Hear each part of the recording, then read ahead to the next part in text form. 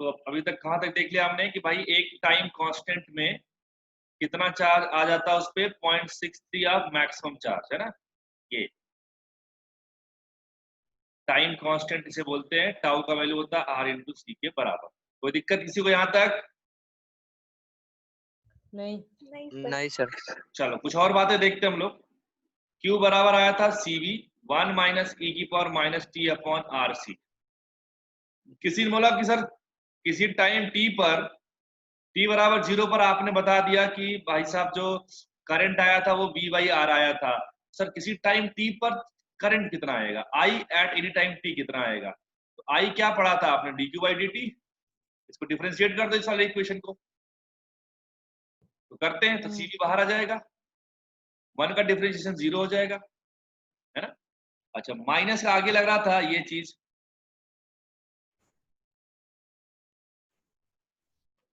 तो कितना आएगा, ये 1 का तो हटा ही दो, तो माइनस CV, है ना। और डी इसका इंटीग्रेशन तुम्हें करना है, e की power minus T by RC का इंटीग्रेशन कितना आएगा भाई,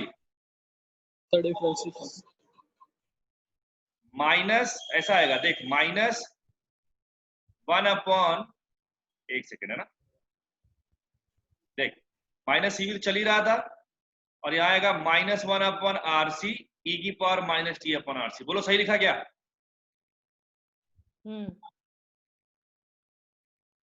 ये डिफरेंशिएशन समझ में आया क्या अपने को? हाँ। नहीं सर। देख इधर देख, ये क्या आएगा, CV माइनस CV e की power minus T by RC लिखेगा, ये ब्रैकेट ओपन कर दिया मैंने, कि CV कांस्टेंट है, इसका डिफरेंशिएशन 0 आएगा। अरे बोलना यार। हाँ हाँ।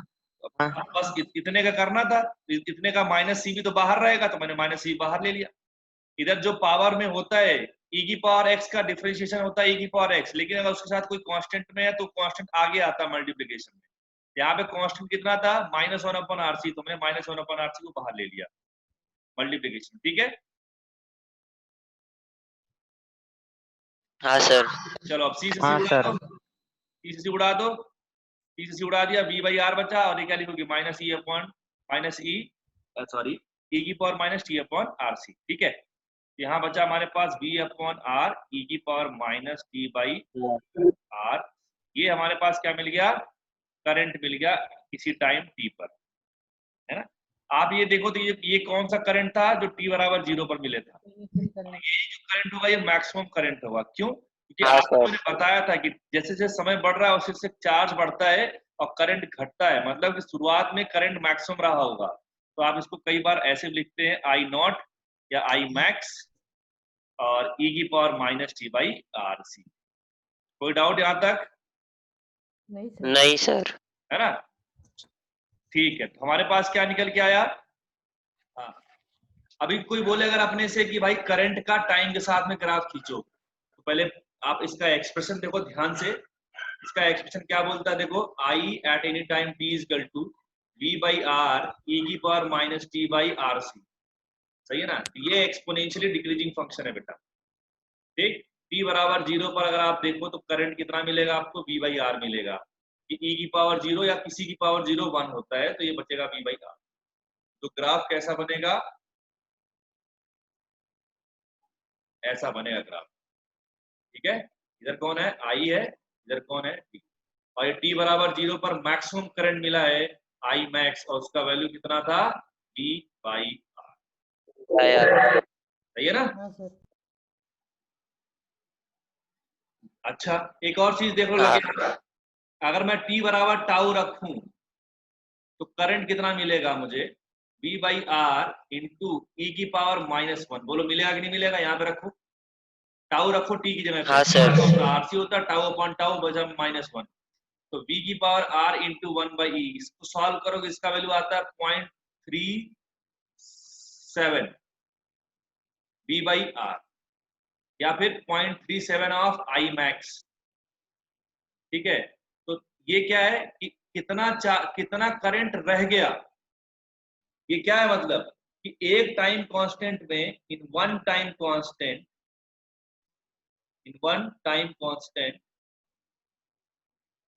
करंट क्या हो जाता है भाई, रिड्यूस हो जाता है। कहां तक हो जाता है, 37% ऑफ इट्स मैक्सिमम वैल्यू।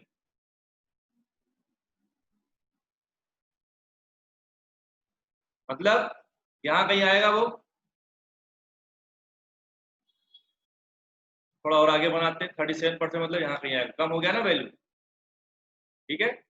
ये यहाँ पे क्या बचेगा, 0.37 वी बाई आर, ठीक है। और ये जो वैल्यू आया यहाँ पे टी क्या हो जाएगा, टाउ के बराबर। अरे क्लियर है क्या? हाँ सर। हाँ नोट करो जल्दी से।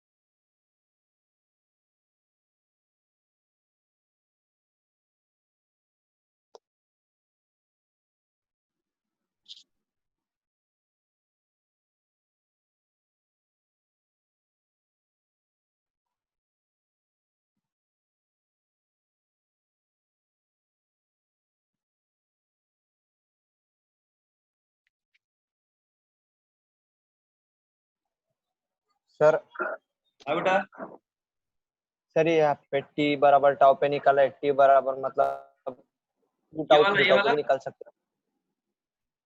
हाँ तो 2 टाउ 3 टाउ से भी निकाल सकते हैं ना।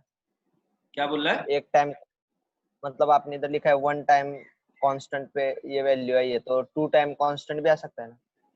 बिल्कुल आ सकता है, 2 टाइम 3 टाइम 4 टाइम, जितना का उतना कर ले, लेकिन उसके लिए 1 टाइम कांस्टेंट डिफाइन करना जरूरी होता है ना मेरे भाई। हाँ चलो नोट करो जल्दी से, हो गया क्या? हो गया। चलो हाँ आगे सर, हो बढ़ते गया। हैं। चलो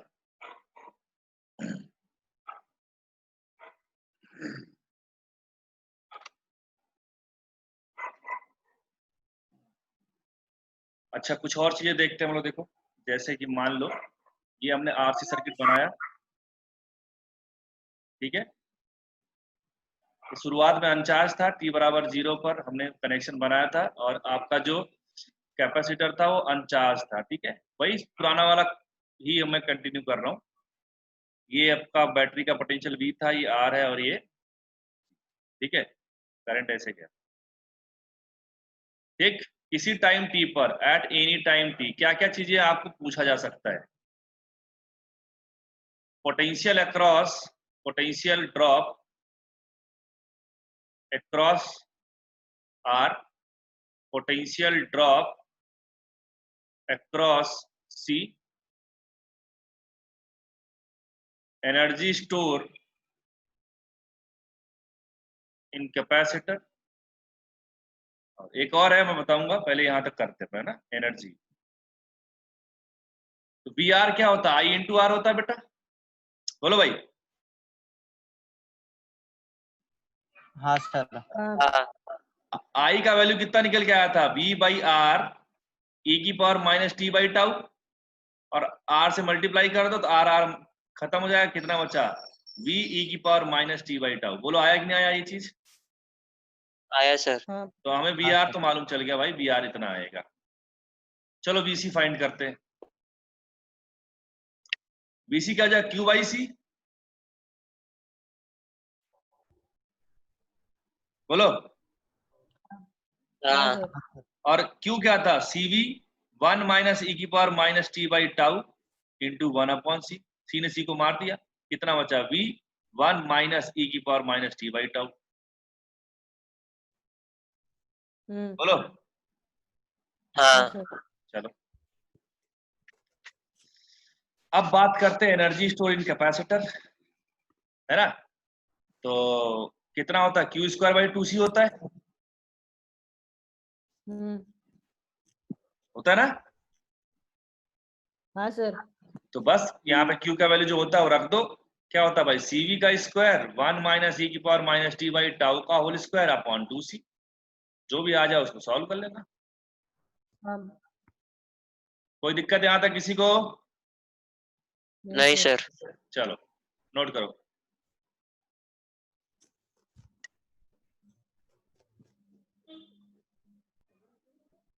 ठीक है, ये हमारे पास आ गया। अभी एक चीज इसमें पता करते हैं हम लोग कि क्या क्या, अभी जो रिजल्ट आया उसको देख लेते हैं हम लोग कि पोटेंशियल जो आया आर के क्रॉस कितना आया, बी ई की power minus T by R C, सही था। पोटेंशियल अक्रॉस सी कितना आया, हाँ। बी 1 माइनस ई की power minus T by R C, सही है। हाँ चल सर। हाँ सर। अच्छा, हमने एनर्जी भी निकाल ली। हमसे पूछा है टोटल हीट बता रहा है, टोटल हीट, टोटल हीट बताना था, ठीक है। तो टोटल हीट क्या होता है, जब याद रखना एक चीज, तुमने 10th क्लास में पढ़ा होगा, H बराबर आई स्क्वायर आर टी, पढ़ा है।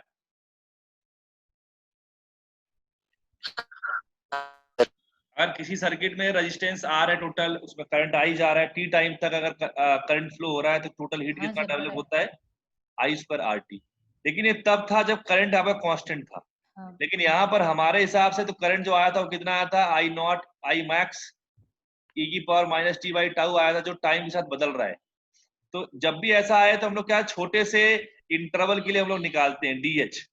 तो डीएच कितना आ जाता है, आई स्क्वायर आर डी टी, छोटा सा इंटरवल लिया हमने, उसको हमने क्या कर देते हैं, इंटीग्रेट कर देते, तो हमें क्या मिल जाता है भाई, टोटल हीट मिल जाएगा। तो यहाँ भी हम लोग क्या करने वाले हैं, जो भी टोटल हीट आएगा उसको हम लोग क्या करेंगे, इंटीग्रेशन आई स्क्वायर आर डी टी करेंगे। बोलो ये बात समझ में आई क्या? और टी बराबर 0 से लेके अनंत तक ले जाएंगे, हाँ सर। कि बहुत समय लगता है, बहुत टाइम लगेगा, तो हमने वो अनंत तक ले गए, ठीक है।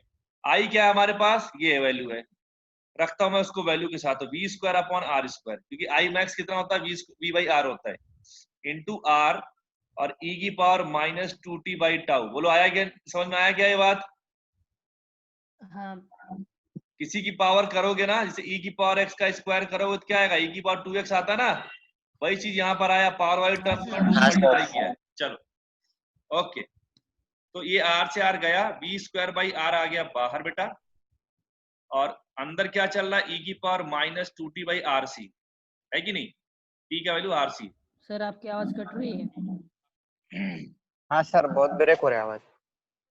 ओके, अभी आ रही है क्या आवाज? हाँ अभी आ रही है। हाँ चलो कोई नहीं, अब तो कैलकुलेशन है, थोड़ा अगर आवाज ब्रेक भी होती है तो भी आप अपने से कर सकते हो। चलो मैं करता हूँ, यहाँ पे देखो, तो ये e की पावर जो भी ग्राफ, ये भी जो इंटीग्रेशन होता है, जो भी t के साथ कांस्टेंट है वो सब के सब बाहर आ जाएंगे डिवीजन में, तो वी स्क्वायर बाई आर, ठीक है, डिवीजन में ले जाओगे तो आएगा 2 बाई आर सी, तो 2 तो नीचे रहेगा, आर सी जाएगा यहाँ पे, और उसके साथ रहेगा माइनस साइन, क्योंकि माइनस भी चल रहा था, और इंटीग्रेशन करोगे तो इंटीग्रेशन वही मिल जाएगा, माइनस 2t बाई आर सी, और लिमिट रखना पड़ेगा 0 से लेके इनफिनिट। बोलो ये बात समझ में आई क्या?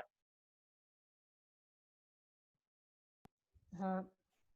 आर ने आर को मार दिया, इधर जो चल रहा है minus C V square by 2, C V square by 2 अंदर रखते, e की पावर रखोगे, t की जगह इनफाइनाइट रखोगे तो आएगा माइनस इन्फिनिटी, अपर लिमिट हो गया। लोअर लिमिट रखते हैं, t की जगह 0 रखो तो कितना आएगा, 0, कितना आया बेटा, e की पावर इनफाइनाइट 0 होता है, और e की पावर 0 1 होगा, तो minus half C V square into 0 minus 1, तो क्या वो plus half C V square हो गया? हाँ सर। हाँ सर। अच्छा जी, ये जो हाफ सी वी स्क्वायर आया, क्या ये जाना पहचाना है टर्म आपका? अगर हाँ। मान लो, सुनना मेरी बात ध्यान से, अगर मान लो एक इकलौता कैपेसिटर रहता और एक ही बैटरी होती बिना रेजिस्टेंस की, यहाँ कहीं रेजिस्टेंस नहीं लगा हुआ है, इसका पोटेंशियल V है, इसका C है कैपेसिटेंस, बताओ हीट कितना आएगा इस केस में? जो हीट निकालते तो आप कितना आता, हाफ सी वी स्क्वायर आता है कि नहीं आता है? हाँ आता है सर। इसका क्या मतलब है बेटा, कि स्टडी स्टेट में आप रेजिस्टेंस नहीं दिखाओगे तो भी काम चलेगा, और रियलिटी में ऐसा होता भी है कि प्रैक्टिकली बिना बिना एक रेजिस्टेंस के आप सर्किट बना ही नहीं सकते। सर्किट में रेजिस्टेंस होता ही होता है। जो टोटल हीट है वो रेजिस्टेंस पे डिपेंड करता ही नहीं है। यहाँ पे लिखना अपने को डजंट डिपेंड ऑन रेजिस्टेंस। बात समझ में आई क्या? हाँ हाँ सर। नोट कर लो जल्दी से यहाँ तक, ठीक है। तो हमने एक चीज देखा कि आरसी सर्किट दे रखा, सिंपल आरसी सर्किट, जो हीट आएगा बेटा, टोटल हीट जो आएगा वो इंडिपेंडेंट होगा किसके, जो भी रेजिस्टेंस वहां सर्किट में लग रहा है उसके, ठीक है। हाँ हाँ चलिए इसको मैं हटा रहा हूँ, देखो ध्यान से। अब एक चीज थोड़ा टाइम कांस्टेंट में मैं आपको कुछ एक चीज को क्लियर कर दे रहा हूँ, टाइम कांस्टेंट का क्या रोल है। टाइम कांस्टेंट है ना, देखो बेटा ये ऐसी चीज है जो ये बताता है कि भाई कितने तेजी से आपका कैपेसिटर चार्ज हो रहा है ना। ये क्या है, एक तरीके का ऐसा टूल है ना, जिसकी हेल्प से हम ये बताते हैं कि rate of how fast the rate of charging is. ये ऐसा टूल है जो क्या बताता है कि कितना तेजी से चार्जिंग हो रहा है कैपेसिटर में, तो कौन बताएगा, टाइम कांस्टेंट बताएगा। मान लो हमारे पास दो सर्किट है, आरसी सर्किट, एक पहला सर्किट है, एक दूसरा सर्किट है। आरसी सर्किट दो सर्किट है हमारे पास, ठीक है। इसका टाइम कांस्टेंट टाउ 1 है, इसका टाउ 2 है। मान लो उसने बोल दिया कि जो टाउ 1 है वो टाउ 2 से ज्यादा है, बताओ चार्जिंग जल्दी किसमें होगा, पहले वाले में कि दूसरे वाले में? फर्स्ट पहले वाले। दूसरे वाले। अब कैसे दूसरे वाले होगा, में ना। ओपन में रहता है। कैसे होगा देखो, मैंने आपको बताया था कि जो टाउ होता है वो क्या होता है कि इस एक टाउ में 63% चार्ज हो जाता है, होता है बेटा। हाँ हाँ तो जितना ये कम रहेगा उतना जल्दी चार्ज होगा ना। टाउ का जैसे मान लो एक टाउ 1 दे रखा 2 सेकंड, ये दे रखा 4 सेकंड, तो 63% चार्ज होने में ये लेगा 4 सेकंड, ये लेगा 2 सेकंड। तो कौन सर्किट जल्दी चार्ज हो रहा है, ये वाला हो रहा है ना भाई। हाँ अरे बात समझ में आ रही क्या? हाँ सर। भाई साहब 2 सेकंड में 63% चार्ज हो गया, और वही 63% चार्ज होने में 4 सेकंड ले रहा सर्किट नंबर 2। बात समझो इस बात को, किसमें तेजी से चार्जिंग हो रही है, उसमें जिसका टाइम कांस्टेंट कम है। तो टाइम कांस्टेंट अगर कम है तो रेट ऑफ चार्जिंग क्या रहेगा बेटा, रेट ऑफ चार्जिंग फास्ट है उसमें। सही है क्या? बोलो बात समझ में आई यहाँ तक? आई सर। हाँ हाँ सर। सर। नोट करो जल्दी से, अपने शब्दों में लिख डालो जल्दी से, फिर मैं कुछ एक सर्किट दे रखा अपने को, सर्किट नहीं सॉरी, एक अपने को ग्राफ दे रखा है, टेढ़ा क्यों जा रहा है भाई, देखो ठीक। ये हाईएस्ट चार्जिंग का वो अपने पास लिमिट है कि इतना चार्ज हो सकता है, और एक ही लाइन खींचा गया है ना, इसमें दो सर्किट के लिए ग्राफ खींचा गया है, एक ऐसा है और एक ऐसा है। ये सर्किट 1 के लिए है, सर्किट नंबर 2 के लिए, ठीक है। हाँ चलो, आपसे बोला उसने कि दो सर्किट थे, R1 C1 पहले वाले में था, दूसरे में था R2 C2, ठीक है। पहले वाले में रेजिस्टेंस का वैल्यू R1, कैपेसिटेंस C1, दूसरे वाले सर्किट में R2 और C2, और दोनों में जो मैं डायग्राम बना दे रहा हूं, R1 C1 B, R2 C2 और B दोनों में सेम है। ये क्वेश्चन था कि दो सर्किट दे रखे हैं, सर्किट 1 सर्किट 2, ठीक है। ऐसा उसके लिए ग्राफ बना दिया, ऐसा चार्जिंग ग्राफ बना दिया उसने, ठीक है। आपसे बोला उसने कि बताओ कौन सा ऑप्शन सही है ना। क्वेश्चन नंबर 1 दिया उसने, तो 4 ऑप्शन दिए, C1 बराबर C2, C1 C2 से बड़ा है, C1 लेस देन C2, और चौथा नन ऑफ दीज, ठीक है। ये क्वेश्चन, एक और क्वेश्चन था, लेकिन पहले इसको हम लोग करते हैं फिर दूसरे क्वेश्चन में चलते हैं। देखो मेरी बात ध्यान से, मैं बताता हूँ इसको, तुम सुनो सुनो, अगले क्वेश्चन में ट्राई मारना, ठीक है? देखो ध्यान से कि अगर आप ध्यान से देखो, दोनों के लिए एक ही लाइन, एक ही कॉमन लाइन ड्रॉ किया गया है, सही है? इसका मतलब दोनों ही मैक्सिमम कहां तक पहुंच सकते हैं? इसी वैल्यू तक पहुंच सकते हैं। मतलब जो Q1 का मैक्सिमम वैल्यू है वही Q2 के मैक्सिमम वैल्यू के बराबर है। क्या ये बात एग्री करते हो आप लोग? भाई हाँ सर। दोनों के लिए एक ही लाइन है ना, ये लिमिटिंग लाइन एक ही है, और यही आपका मैक्सिमम वैल्यू आता है। मतलब वन वाला भी कभी ना कभी जाके मैक्सिमम तक जाएगा, टू वाला कभी ना कभी जाके मैक्सिमम तक जाएगा, मतलब दोनों का मैक्सिमम वैल्यू बराबर है। अच्छा, मैक्सिमम वैल्यू होता कितना? CV के बराबर है, C1V बराबर C2V, क्योंकि दोनों का भी तो सेम था, तो मैंने लिख दिया भाई दोनों का भी सेम था, तो ये लिख दिया, तो B से B कट गया, कितना आंसर आया बेटा? C1 बराबर, ठीक हाँ है? सर। कौन सा ऑप्शन सही हो गया इसमें से? हाँ सर। पहला आंसर सही हो गया। अच्छा, दूसरा उसने पूछा है कि क्वेश्चन नंबर 2, R1 और R2 में कंपेयर करना है, तो पहला ऑप्शन था R1 बराबर R2, दूसरा ऑप्शन है R1 ग्रेटर देन R2, तीसरा ऑप्शन है R1 लेस देन R2। चलो इसका भी इलाज ढूंढते। अब जरा सोचो कि अगर मान लो यहां कहीं पर, देखो दोनों का जो मैक्सिमम वैल्यू वो तो भाई सेम है, CV, ये तो मालूम चल गया अपने को। यहाँ कहीं मान लो 0.63 CV आ रहा है, मान लो यहाँ कहीं, इसके करस्पॉन्डिंग लाइन खींचो, तो ये मिलेगा अपने को पहले वाले का τ1, ये मिलेगा अपने को दूसरे वाले का τ1। कैसे मालूम चला τ1 τ2 है ये? क्योंकि हमें पता है ना बेटा कि एक टाउ में कितना चार्ज होता है, वो 63% चार्ज होता है। पहले वाले के लिए 63 देखेंगे तो पहले वाले के टाइम कांस्टेंट τ1 आ गया, दूसरे वाले के टाइम कांस्टेंट कितना आ गया? τ2 आ गया। यहाँ पे देखो ज्यादा कौन है बेटा? τ2 ज्यादा है, τ2 का वैल्यू τ1 से क्या है? ज्यादा है। मतलब टाउ क्या होता है? R इंटू सी होता है, R2 C2 क्या हो जाएगा? R1 C1 से ज्यादा हो जाएगा, C1 C2 बराबर थे आपस में, तो R2 का वैल्यू क्या हो जाएगा? R1 से बड़ा। ज्यादा। बोलो, बात समझ में आई क्या? आई सर। कोई हाँ दिक्कत सर। किसी को? नहीं सर। नहीं। चलिए छापिए। देखो ऐसे सेम करंट दे रखा हमें, एक ग्राफ दिया है ना, I वर्सेस T का ग्राफ दिया, यहाँ T चल रहा था, ये ग्राफ ऐसे यहाँ से एक ही जगह से स्टार्ट हुआ, दोनों ग्राफ, दो सर्किट थे, दोनों के लिए एक ही जगह से ग्राफ स्टार्ट हुआ। ऐसे ग्राफ ढंग से बनाने में से बना दे रहा हूँ।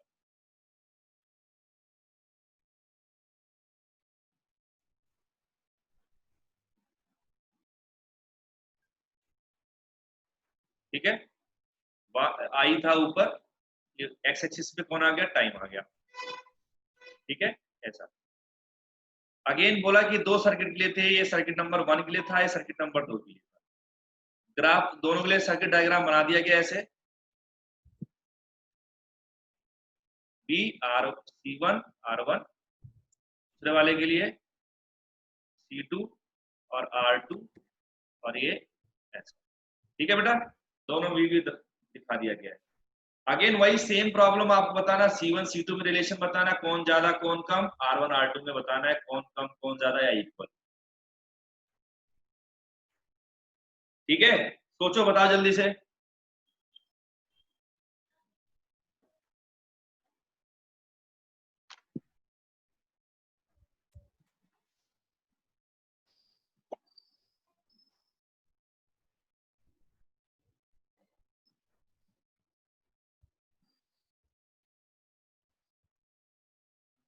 अरे आवाज आ रही है मेरी? R1 equals R1 is greater than R2. R1 equal to R2। R1 का वैल्यू R2 बराबर आएगा बेटा, क्यों? देखो यहाँ पर ध्यान से कर देखो, दोनों का मैक्सिमम वैल्यू एक ही पॉइंट स्टार्ट हो रहा ना। हाँ सर। मतलब I1 मैक्स बराबर I2 मैक्स, और I मैक्स कितना होता है? V/R। दोनों का भी सेम है दोनों में, यहाँ से R1 बराबर R2 आएगा कि नहीं आएगा? हाँ C2 लेस दूसरा देन वाला क्या फंडा C1 लगाते हैं हम लोग वही 0.37 V/R टाइम कांस्टेंट वाला। किसका हाँ टाइम सर कांस्टेंट ज्यादा है बेटा? पहले वाले का। तो τ1 क्या है? τ2 से ज्यादा है। टाउ क्या होता है? RC होता है। तो R1C1 R2C2 से ज्यादा है। R1 बराबर R2 है, C1 इक्वल टू C2 क्या हो जाएगा? ज्यादा। बोलो भाई, बात समझ में आ रही क्या? आया। और आप यहां से भी देख सकते हो बेटा, देखो ये जो ग्राफ 1 और 2 है ना? तो जिसका टाइम कांस्टेंट कम है वो तेजी से डिस्चार्ज हुआ। देखो इसका नीचे आ रहा ग्राफ, जिसका टाइम कांस्टेंट कम है ना वो तेज डिस्चार्ज हुआ, और जिसका टाइम कांस्टेंट ज्यादा वो धीरे धीरे डिस्चार्ज हो रहा है। तो चार्जिंग हो चाहे डिस्चार्जिंग हो, दोनों ही केस में स्पीड कौन चेक करेगा? टाइम कांस्टेंट चेक करेगा। जिसका टाइम कांस्टेंट ज्यादा होगा वो धीरे धीरे चार्ज या डिस्चार्ज होगा, और जिसका टाइम कांस्टेंट क्या है भाई? कम है, वो तेजी से चार्ज या डिस्चार्ज होगा। बात समझ में आया क्या? हाँ चलो नोट कर लो, हाँ नोट कर लो।